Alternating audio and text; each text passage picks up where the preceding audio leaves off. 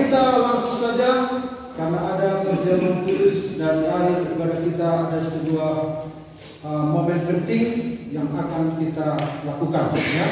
Jadi sedikit mungkin dan khotbah ini tidak banyak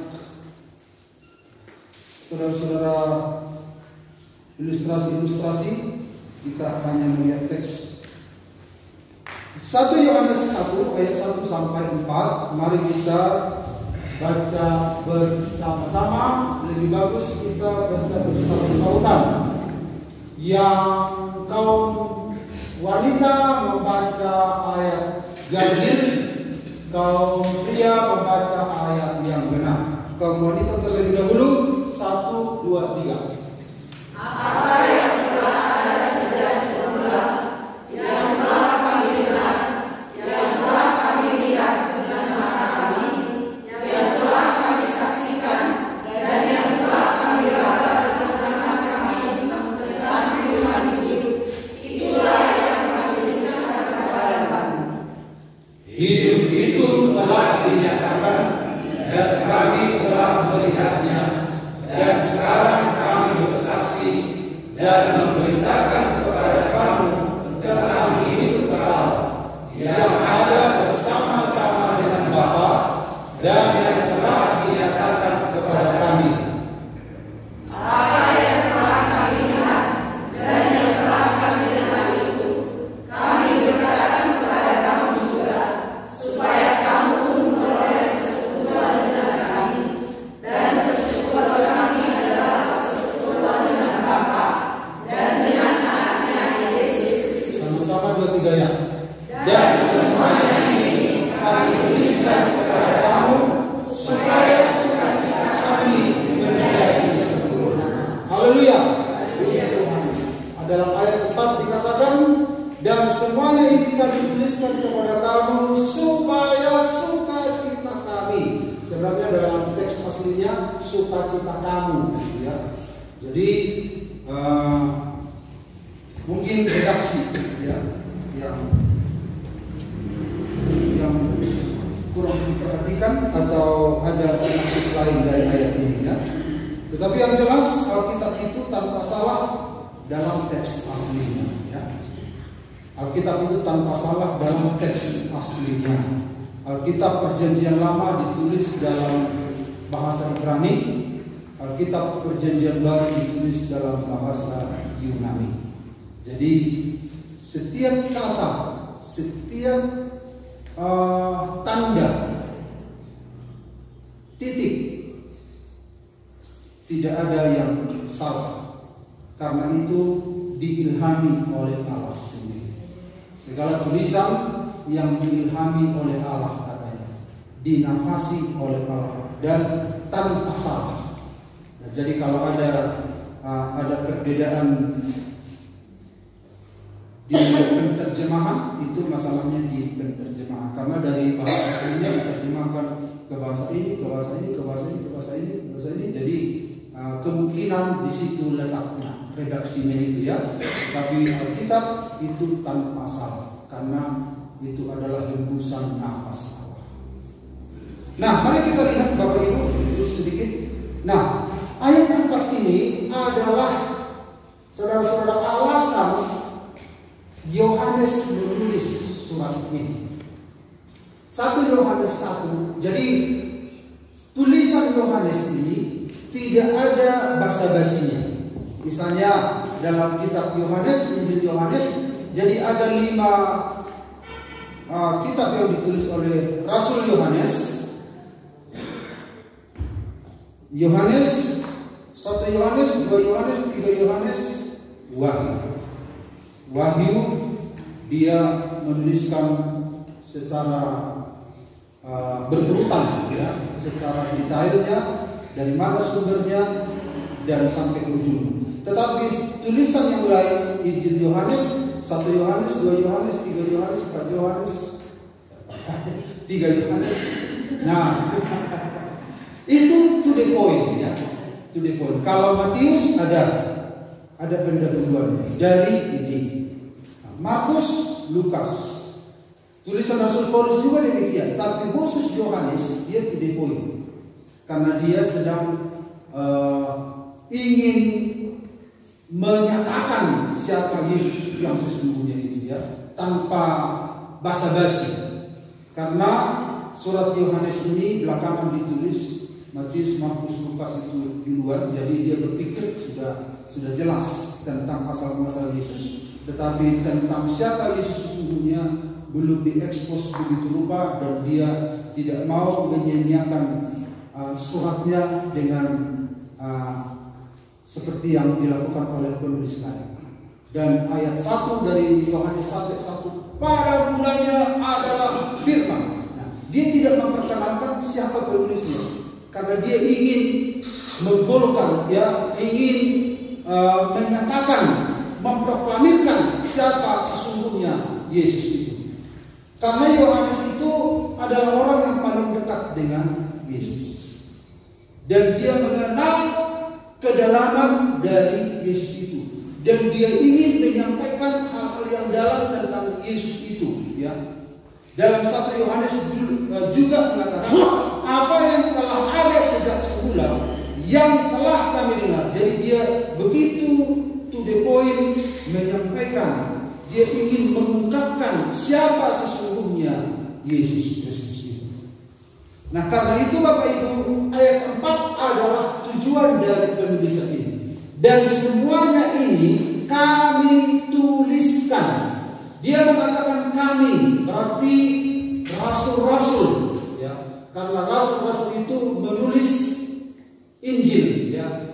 Kami tuliskan kepada kamu supaya sukacita kamu menjadi sempurna. Jadi tujuan penulisan surat ini adalah supaya sukacita orang percaya itu sempurna, penuh. Sukacita itu penuh.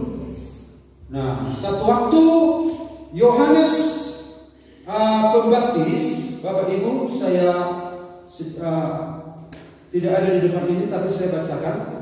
Yohanes Pembaptis ketika dia melihat Yesus, dia mengatakan, yang empunya, Yohanes 3:29, yang empunya mempelai perempuan ialah mempelai laki-laki, tetapi sahabat mempelai laki-laki yang berdiri dekat dia dan yang mendengarkannya sangat bersukacita mendengar suara mempelai laki-laki itu. Itulah sukacitaku, dan sekarang sukacitaku itu penuh. Nah, ternyata ketika seseorang berjumpa dengan Tuhan, baru sukacita itu penuh, sempurna. Kalau dalam Yohanes 15 ayat 11, semuanya itu kukatakan kepadamu supaya sukacitaku ada di dalam kamu dan sukacitamu menjadi penuh. Ternyata sukacita orang sebelum berjumpa dengan Tuhan, sukacitanya itu longah, gak serius, gak sungguh-sungguh sukacitanya ya. Dalam Yohanes 16 ayat 24, Yohanes 17 ayat 13, tetapi sekarang aku datang kepadamu dan aku mengatakan semuanya ini sementara aku masih ada dalam dunia, supaya penuhlah sukacitaku dalam diri mereka.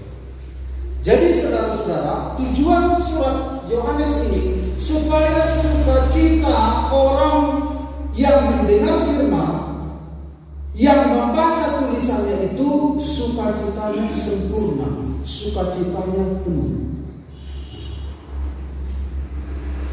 Jadi ini adalah sukacita yang unik. Makanya firman Tuhan temanya saya buat begini: keunikan sukacita pengikut Kristus. Amin. Unik. Apa artinya unik? Apa artinya unik?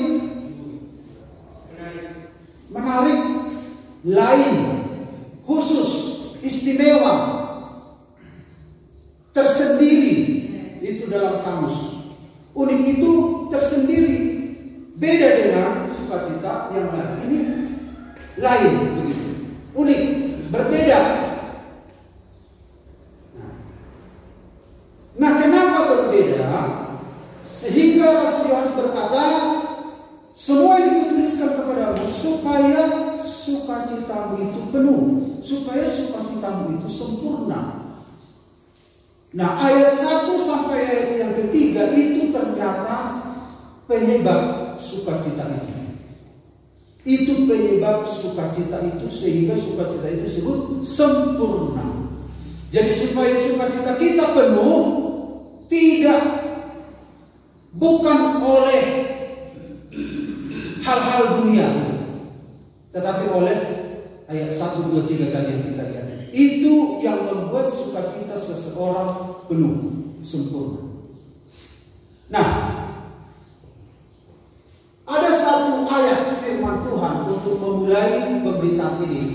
2 Korintus 8 ayat 2. Ini adalah jemaat Makedonia yang sedang menderita. Ya. Dan satu ayat kita baca, selagi dicobai dengan berat. Jadi orang Kristen itu mengalami pencobaan, dan pencobaannya itu apa? Berat. Nah, kemudian dikatakan dalam pelbagai penderitaan. Bukan hanya satu pencobaan, bukan hanya satu pencobaan yang berat, tetapi pelbagai, berarti macam-macam, banyak. Nah, ingat, semua orang yang ada di bawah kolong langit ini tidak lepas dari persoalan. Baik itu orang percaya, orang tidak percaya. Tetapi persoalan yang dialami oleh anak Tuhan, ada iblis yang memperkerasnya, yang membuatnya semakin mencekam. Padahal sama dengan persoalan orang lain, tetapi karena dia itu anak Tuhan, ada iblis di baliknya. Iblis membuat persoalan itu makin berat. Supaya apa? Supaya anak Tuhan itu hancur. Nah, kemudian saudara-saudara, selagi dicobai dengan berat dalam pelbagai penderitaan, apa dikatakan? Sukacita mereka meluap. Nah, makanya unik. Sudah mengalami pencobaan yang berat. Pencobaan itu bukan hanya satu, tapi pelbagai. Artinya lebih dari satu penderitaan, lebih dari satu masalah. Nah, kita kan satu masalah saja langsung bagaimana? Murung gitu ya, seperti itu pujian tadi. Kenapa murung begitu? Mungkin ada satu masalah yang sulit dipikirkan, tapi jemaat Makedonia berbagai penderitaan. Justru dikatakan di sana sukacita mereka meluap, dan meskipun mereka sangat miskin. Nah, kita kan seringkali bersukacita kalau kita ada berkat, ya kan? Oh, puji Tuhan, tambah. Oh, haleluya, puji Tuhan. Tuhan pasti tambah-tambahkan. Saya percaya di masa-masa lalu Tuhan telah adakan pertolongan. Hari ini saya percaya kalau Tuhan sanggup menolong saya di masa lalu, Tuhan sanggup menolong saya di masa kini. Karena iman itu iman memindahkan gunung.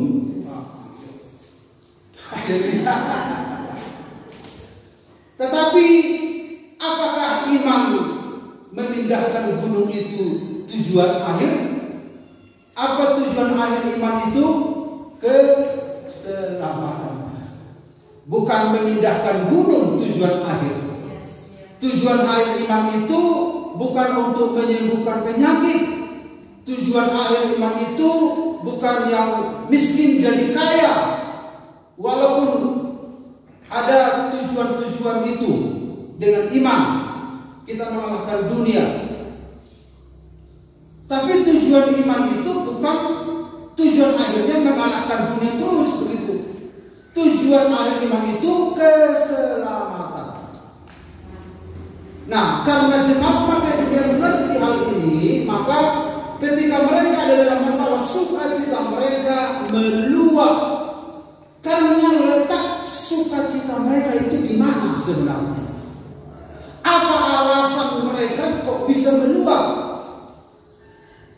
Biasanya kan kalau banyak masalah, misalnya Bapak Ibu lihat orang yang ada meninggalkan, mengunjungi mayatnya. Aman bapaknya, bapak ini kami baru menakina bapak igar akhirnya alami kesal na mau ada gitu kan? Ini jemaat Makedonia nggak seperti itu, bukan karena daripada Dr. Tanison Tumawon Yekelhon katanya, bukan begitu. Bukan begitu masalah yang dihadapi oleh jemaat Makedonia. Ini sukacita mereka ini unik. Apa penyebabnya nanti kita lihat. Mereka sangat miskin, namun mereka kaya dalam kemurahan. Sangat miskin. Nah, makanya definisi kaya itu dalam Tuhan adalah seberapa kita mengalirkan sesuatu kepada orang lain. Jadi kalau kita alirkan berarti kita punya kan? Berarti orang yang mengalirkan yang punya sesuatu kepada yang tidak punya, itu kaya. Bukan orang kaya menurut Alkitab, bukan berapa banyak yang dikumpulkan, tetapi berapa banyak yang disalurkan, dialirkan. Mungkin mungkin tidak hanya harta, tetapi perhatian.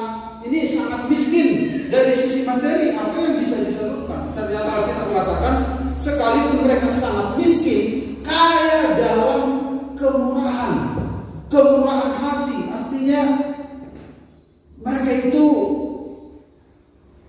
mungkin ambil dari sana salurkan ke sini, ambil dari sana salurkan ke sini, mungkin begitu, ya. Itu definisi kaya menurut firman Tuhan. Dan kalau Bapak Ibu baca ayat selanjutnya, bukan hanya mereka kaya dalam kemurahan, malah mereka memberikan diri mereka. Dan yang menarik dari ayat ini, yang kita sedang fokus adalah tentang meluap sukacita. Karena tadi kita akan bahas tentang sukacita yang unik itu, ya. Meluap, kok bisa meluap sukacita mereka, meluap di tengah-tengah berbagai penderitaan. Ini harus dipraktekkan dalam kehidupan kita, ya.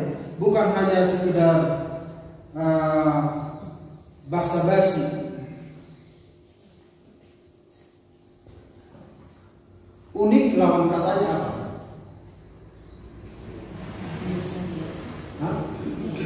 Umum, klise, umum. Tapi ini unik. Nah, sukacita kita seringkali umum kan. Kalau ada berkat sukacita itu umum. Misalnya kalau Tuhan tolong kami sampai ke tujuan, kami akan ke Medan nanti. Kemudian tiba di Yerusalem. Oh, haleluya, puji Tuhan. Itu umum atau unik? Masih umum. Tapi Tuhan tolong kami. Memang kita nggak inginkan ini terjadi, ya. Saya pun nggak inginkan. Tapi bisa saja Tuhan tolong kami menuju ke Medan. Tapi akhirnya pecah ban di tengah jalan, lalu ditabrak dari belakang.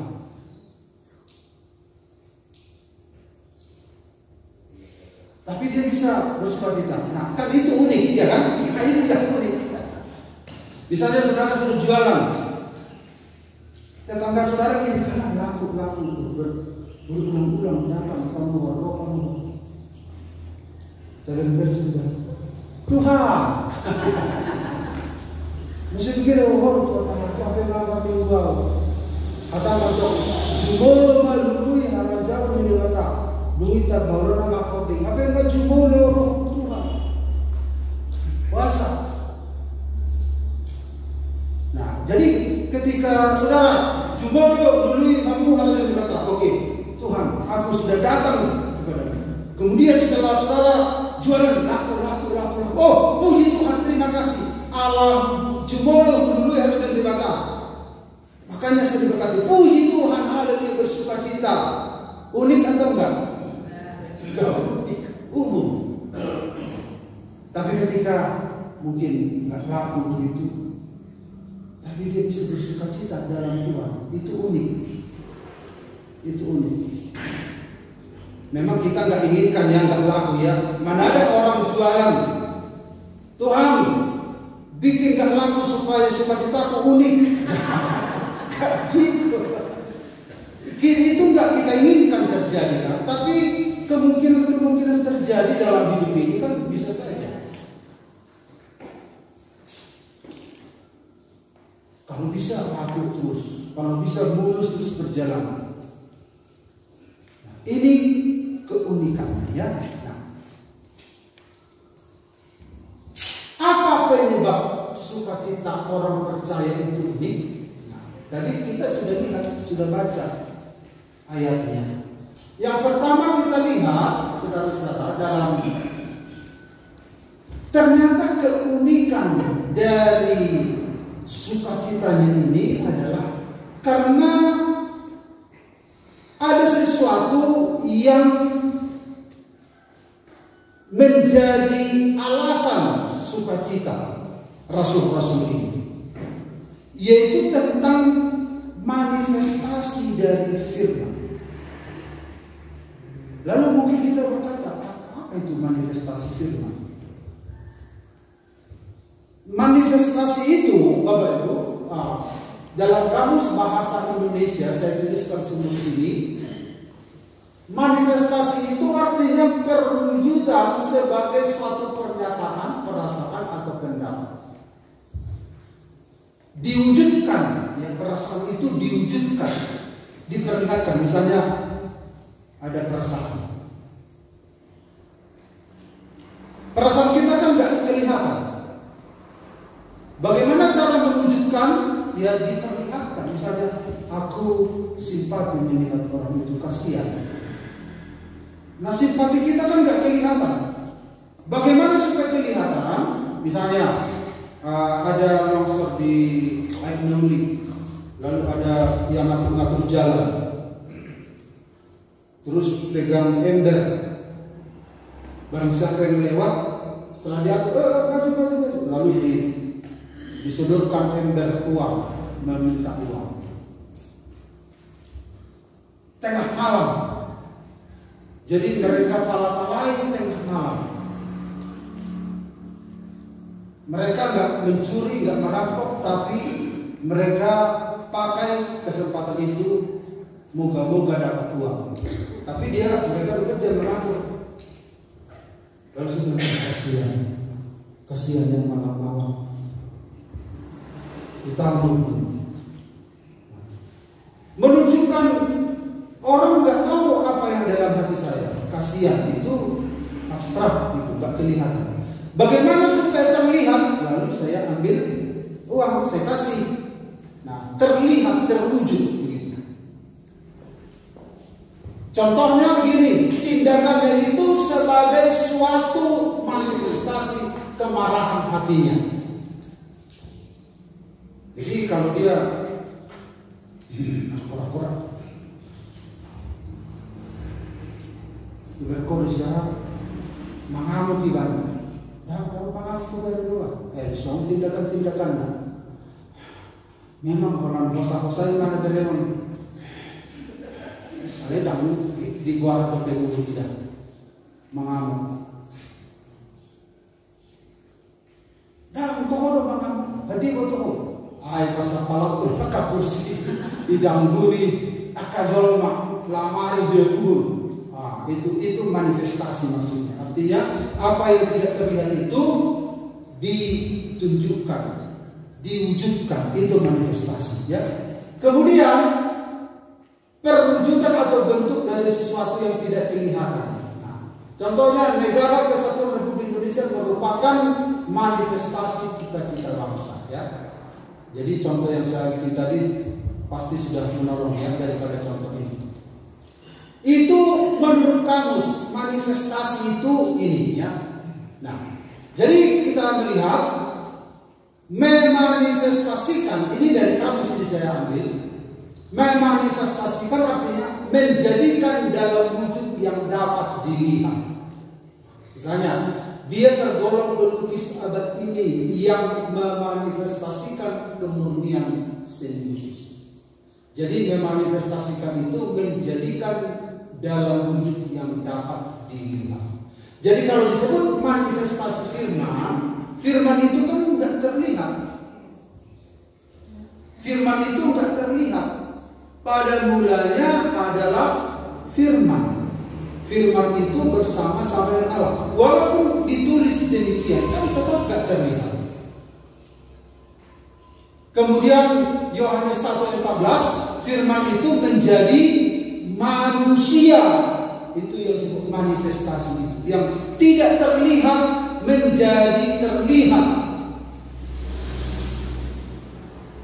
Nah, dalam bahasa kamus bahasa Yunani, kita lihat lagi supaya ngerti tentang manifestasi, sehingga manifestasi firman ini kita pahami menjadi kenapa ini membuat orang percaya itu memiliki sukacita yang unik.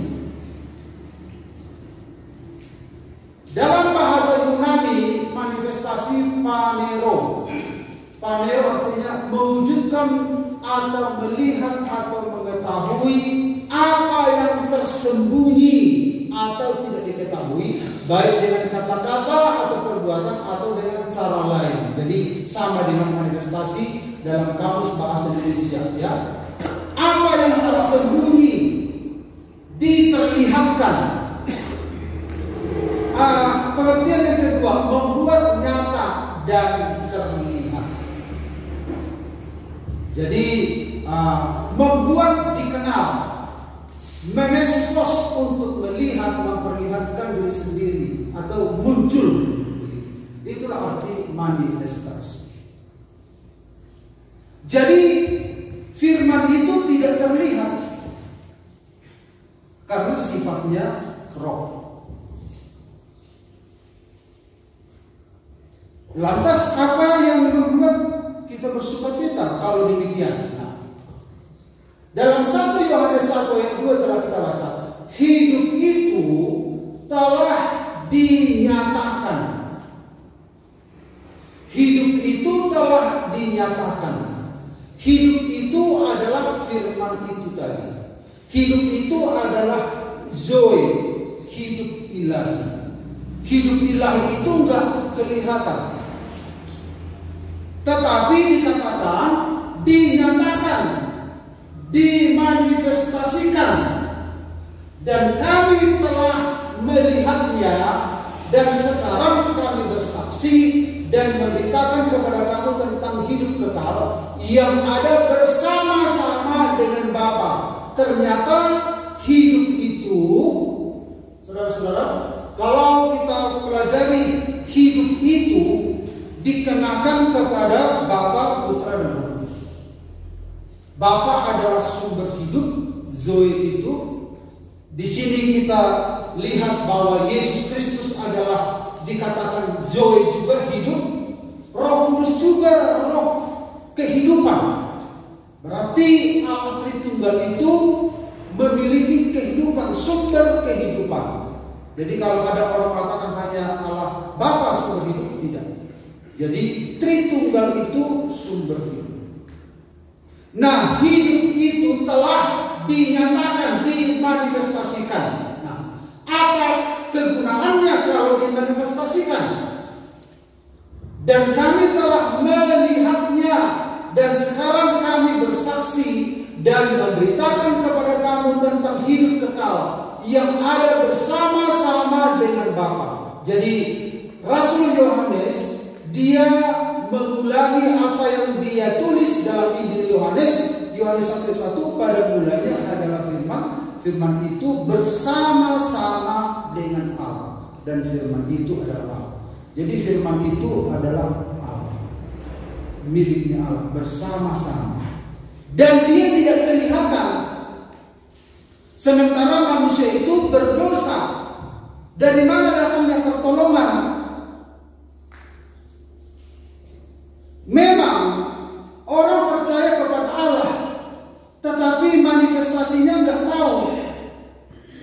Orang Yahudi memang percaya kepada Allah, tetapi manifestasinya hanya apa? Api, hanya awan. Ya, waktu orang Israel berjalan di padang gurun, pada waktu siang hari ada awan, pada waktu malam hari ada api.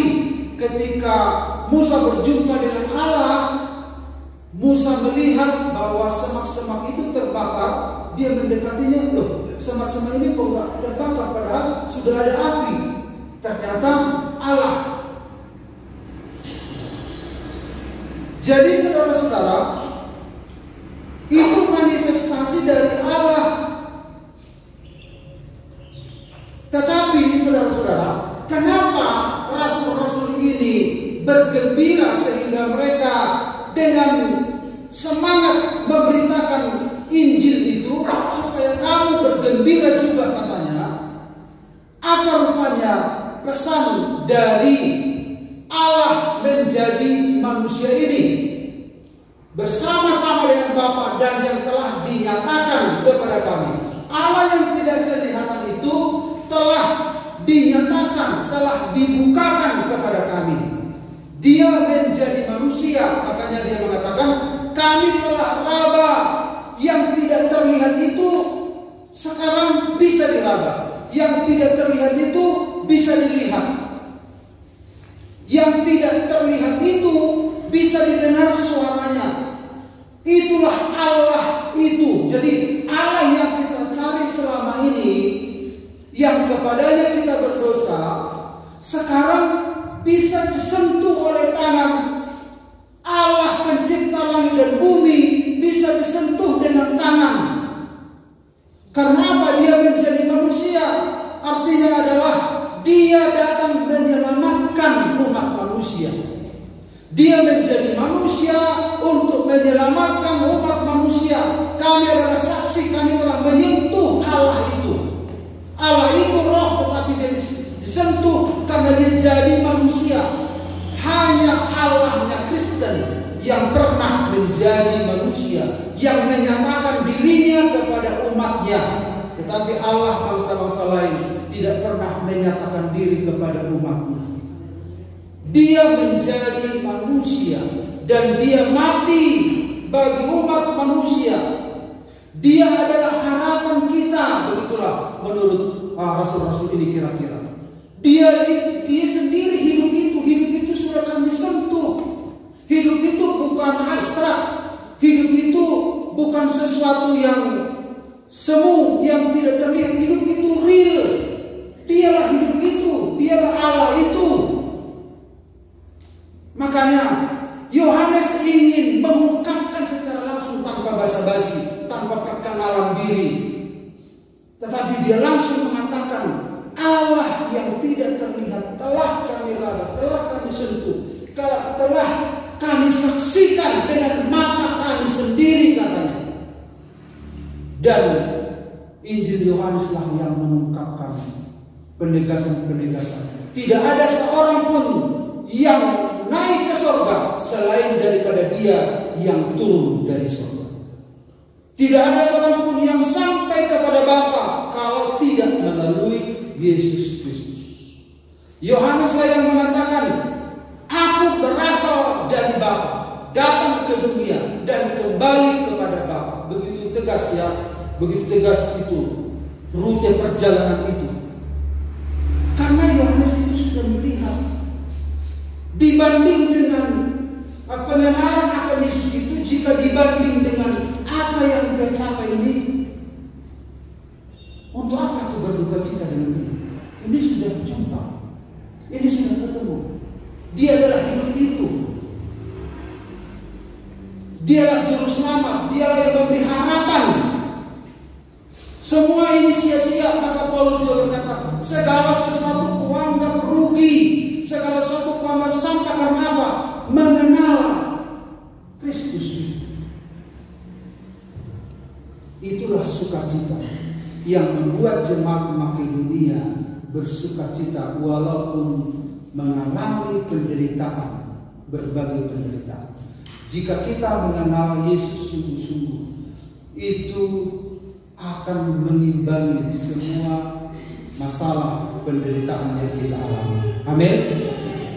Nah, 1 Timotius 3:16, dan sesungguhnya agunglah rahasia ibadah kita, Dia yang telah menyatakan diri, sama manifestasi, menyatakan dirinya dalam rupa manusia, dibenarkan dalam roh, yang menampakkan dirinya kepada malaikat-malaikat, diberitakan di antara bangsa-bangsa yang tidak mengenal Allah, yang dipercayai dalam dunia, diangkat dalam kemuliaan. Jadi penyataan diri Allah, manifestasi firman inilah menjadi alasan orang percaya memiliki sukacita yang unik itu. Makanya Rasul Yohanes begitu bersemangat, semuanya ini kutuliskan supaya penuhlah sukacita. Artinya Allah yang kita sembah itu Allah yang real, Allah yang nyata. Ternyata Dia bukan hayalan. Allah kita ternyata bukan seperti positive thinking. Kita berpikir positif saja, Allah itu ada. Komunis berkata bahwa kekristenan itu adalah sebuah candu. Agama itu adalah sebuah candu. Kemudian surga dan neraka itu adalah sebuah bentukan manusia untuk menghibur dia. Misalnya kalau dia sedang punya masalah, maka dibentuklah ada sebuah surga supaya orang bermasalah ini tidak patah semangat. Jangan patah semangat. Kalaupun kau tidak punya sesuatu di bumi, ada surga. Kalaupun kau punya banyak masalah, nanti di sana nggak ada masalah. Nah, komunis berkata seperti ini, bahwa surga itu hanyalah sebuah bentukan supaya manusia itu tenang menjalani hidup. Karena tidak semua manusia punya nasib yang sama. Ada kaya, ada miskin, ya. Ada pintar, ada bodoh. Jadi untuk menghibur yang ini semua, yang bodoh, yang miskin, maka dibentuklah isu tentang surga. Nah, supaya manusia itu tidak jahat kelewatan, maka dibentuklah isu neraka. Jangan masuk neraka, kawan. Jangan masuk neraka. Sesungguhnya surga dan neraka itu nggak ada, katanya. Itu hanya karangan dari manusia supaya tidak terlalu jahat, supaya kalau mengalami penderitaan tidak patah semangat dan kebahagiaan, masih ada hari esok, masih ada surga. Tetapi Alkitab tidak mengatakan demikian. Makanya Rasulullah berkata, kami telah melihat, kami telah meraba, kami telah menyentuh. Hidup itu real, hidup itu nyata. Allah menyatakan diri. Dia datang memikul segala dosa kita. Dia memberi kehidupan kepada kita. Dia adalah harapan kita. Dan pernyataan-pernyataan Yesus itu direkam oleh Yohanes. Akulah jalan, kebenaran, dan hidup. Tidak ada seorang pun yang sampai kepada Bapa kalau tidak melalui Aku. Karena begitu besar kasih Allah akan dunia ini, sehingga Ia mengaruniakan anaknya yang tunggal. Jadi Yohanes ini berbicara lintas apa? Selalu lintas alam, lintas angkasa, antara surga bumi, surga bumi. Nah, di mana letak keunikan sukacitanya? Hidup itu telah dinyatakan dan kami telah melihatnya, dan sekarang kami bersaksi dan memberitakan kepada kami tentang hidup kekal. Jadi ada kehidupan kekal. Makanya Paulus berkata, apa yang kelihatan itu sementara. Kami tidak melihat apa yang bisa dilihat oleh mata, kami kami melihat apa yang tidak kelihatan. Karena yang tidak kelihatan itu kekal, dan yang kelihatan sementara. Rasul-rasul bisa memiliki pemahaman seperti ini. Anak-anak Tuhan juga harus punya pemahaman seperti itu. Lagu-lagu kita tadi begitu ya. Walaupun tubuhmu remuk, begitu ya. Serem juga ya. Mungkin pencipta lagu ini merasa begitu ya. Kamu kesal silih berganti, tapi dia bersukacita. Karena apa? Letak sukacitanya itu ini. Allah itu bermanifestasi menjadi manusia, memberikan pertolongan kepada kita, memberikan harapan bagi kita, menyelamatkan kita, dan Dia akan membawa kita ke dalam surga. Amin, Bapak Ibu. Kalau saudara belum bersukacita secara unik karena manifestasi firman, berarti kita belum mengerti tentang pentingnya Allah menjadi manusia. Saudara akan mengalami sukacita yang umum. Lalu yang kedua, mari kita lihat apa yang telah ada sejak semula, yang telah kami dengar. Nah ini dengan jelas Yohanes, telah kami dengar, telah kami lihat dengan mata kami. Dengan mata kami, telah kami lihat. Dia bertegas dengan mata kami. Kemudian dikatakan yang telah kami saksikan dan yang telah kami raba dengan tangan kami. Kami sentuh firman hidup itu. Jadi bisa disentuh itu firman yang adalah roh itu benar-benar menjadi manusia. Kok bisa? Itu sesuatu yang luar biasa. Kami sentuh loh. Ternyata bisa disentuh. Kami lihat Allah Sang Pencipta langit dan bumi yang berkata aku adalah aku, yang berkata aku adalah Alfa dan Omega. Ternyata Dia ada. Ternyata Dia real, Dia nyata. Kami sudah sentuh Dia dan sudah hidup bersama-sama dengan Dia selama 3,5 tahun. Pencipta jagat raya ini kami sudah jumpa dengan Dia. Kami sentuh Dia, bisa disentuh karena Dia jadi manusia. Dia menjadi manusia sama seperti kita. Tentang firman hidup itu, itulah yang kami tuliskan kepada. Nah, kita perhatikan ini Bapak Ibu. Kami dengar, kami lihat, kami saksikan, kami raba, lalu kami tuliskan kepadamu. Jadi yang kedua adalah firman itu dialami. Kami raba, kami sentuh. Jadi mereka tidak ngomong sembarangan, mereka punya pengalaman.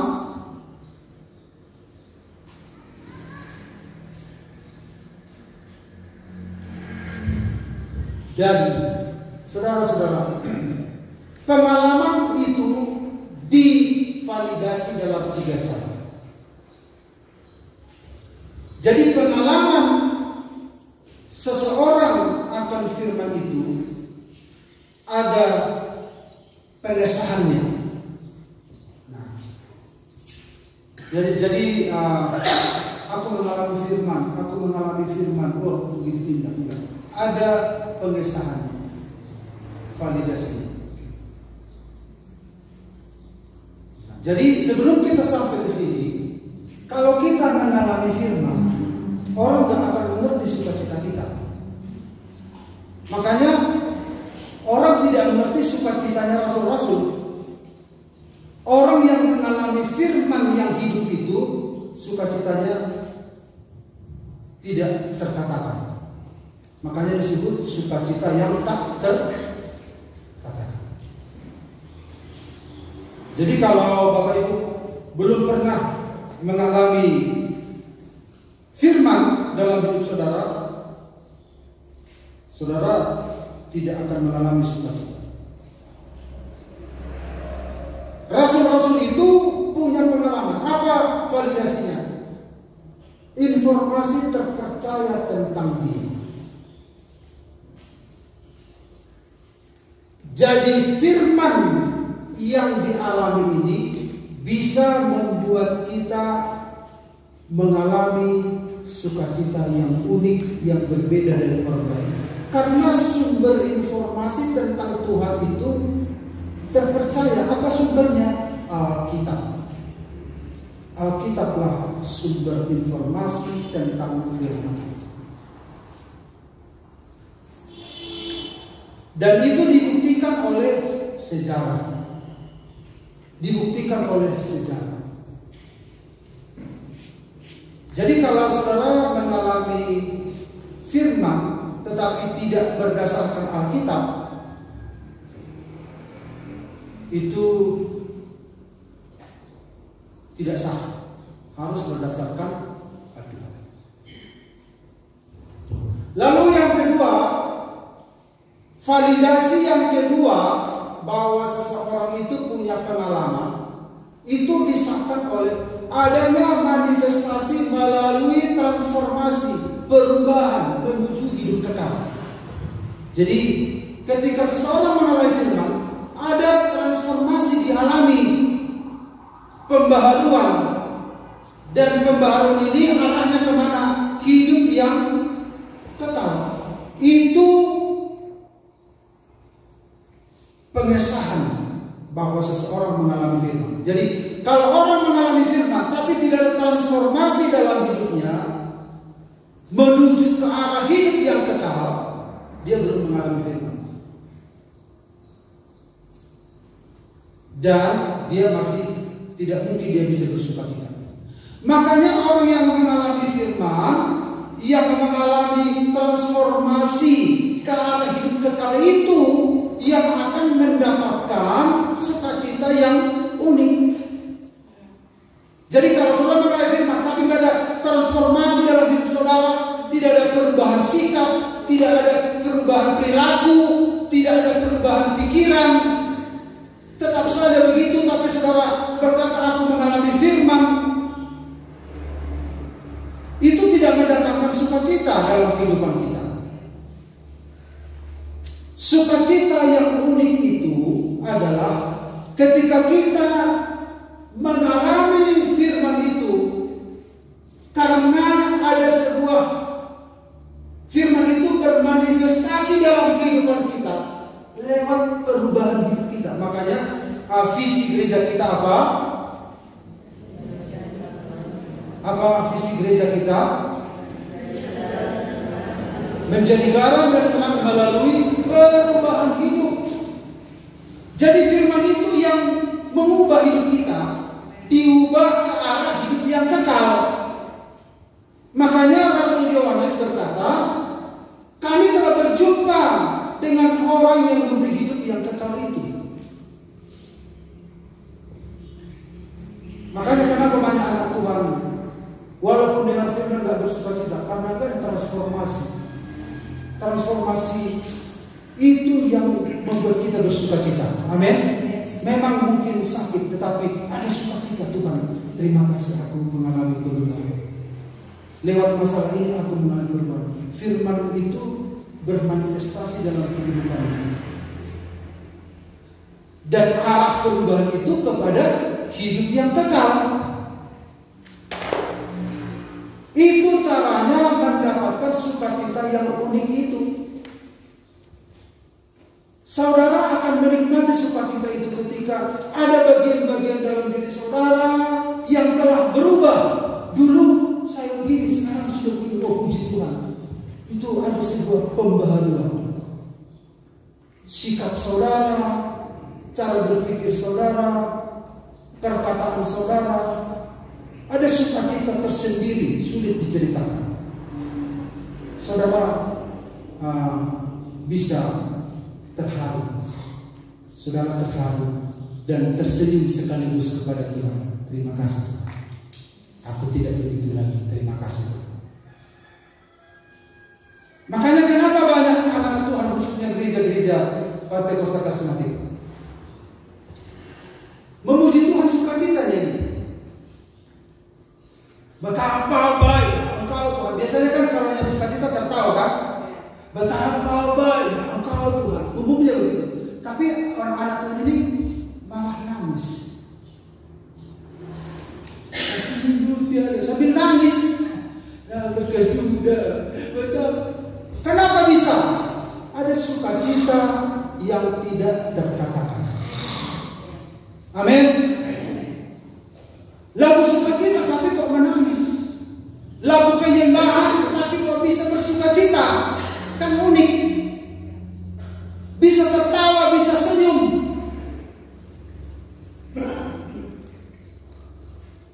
Itu karena firman itu dialami.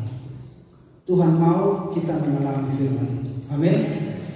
Ada sebuah pembaharuan dalam diri kita.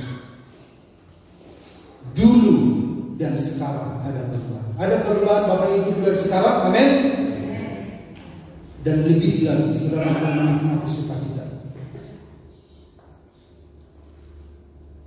Kadang kita akan mengingat bagaimana perjalanan hidup saudara. Lalu ada lagu bahasa Batak. Lagu bahasa Batak saya rimang-rimangi. Ternyata itu maksudnya. Mekelsi doa saudari. Mekel alesi. Apalah ditiki mekel manasi. Karena Tuhan itu baik. Dia menolong orang ini melewati masa-masa itu. Dia firman itu termanifestasi dalam kehidupan. Amin. Dan yang terakhir. Masih ada banyak. Kemudian validasi yang ketiga bahwa seseorang mengalami firman, persekutuan dengan Tuhan dan dengan orang percaya, ayat 3. Itu validasinya. Itu pengesahan bahwa seseorang mengalami firman, dia bersekutu dengan Tuhan, juga bersekutu dengan orang percaya. Jadi kalau banyak orang pergi ke seminar sana, cari firman, wah luar biasa firman di sana, luar biasa firman di sana.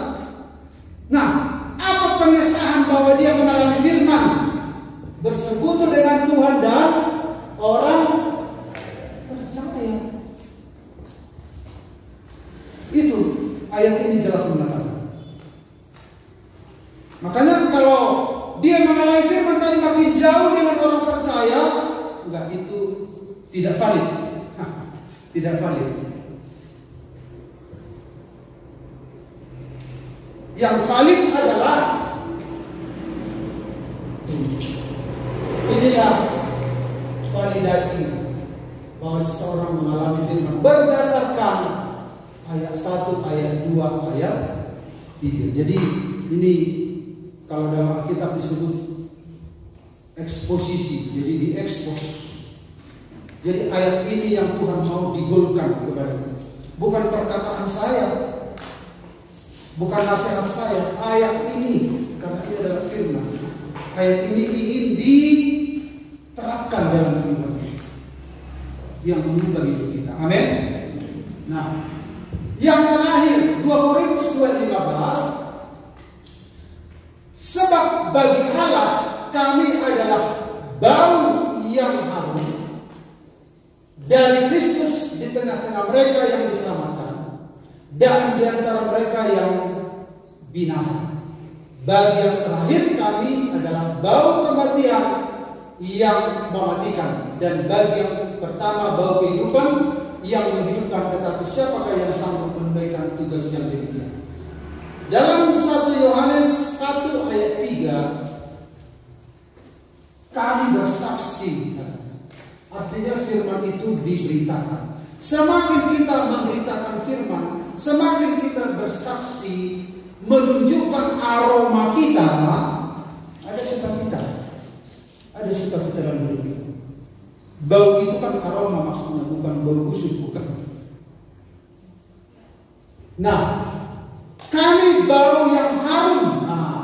sini jelas dibedakan ya, aroma yang harum. Kemudian ada bau kematian. Bagi kalau kita mengalami firman itu, kita punya aroma tanpa kita tebarkan aroma itu. Kita punya aroma sendiri. Dan bagi orang yang sedang haus akan Tuhan, aroma kita itu mendatangkan keselamatan. Jadi kita punya pengaruh, kita punya dampak, kita punya kesaksian. Tanpa berkata-kata pun kita sudah, aroma kita memberitahukan kita. Misalnya Bapak Ibu bawa durian, saudara nggak kasih tahu ke orang, saudara tutup dalam karung, bawa dalam astra, orang akan ada durian di sini, enggak. Nah, semua penumpang berkata nggak ada durian di sini, tapi aromanya memberitahukan ada durian. Jadi kalau kita sudah mengalami firman, aroma itu menjadi sebuah kesaksian. Ya. Karena firman itu telah termanifestasi dalam hidup kita, itu aroma kita. Bagi orang yang akan selamat, itu akan mendatangkan kehidupan. Bagi orang yang tidak selamat, mendatangkan apa? Kematian yang mematikan. Jadi dampak kita bisa dua, akibat kita mengalami Tuhan bisa dua. Bisa mendatangkan kehidupan, bisa mendatangkan kematian. Jadi posisi saudara luar biasa. Kita punya aroma tersendiri karena Tuhan sudah mengubah kehidupan kita. Itulah caranya kita memberitakan firman. Amin. Demikianlah renungan, kiranya kita semua memahami, saudara akan mengalami sukacita yang luar biasa.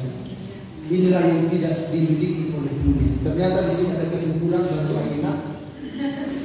Nah, kesimpulannya adalah, apakah Anda mengalami kepenuhan sukacita oleh karena manifestasi firman jadi manusia? Apakah Anda mengalami kepenuhan sukacita oleh karena mengalami firman? Apakah Anda mengalami kepenuhan sukacita oleh karena dapat memberitakan firman lewat pengalaman hidup Anda? Jika iya, sukacita Anda apa? Unik. Jika tidak, sukacita Anda umum. Kita mau mengalami sukacita unik. Amin. Mari pelayan perjamuan silakan datang ke depan.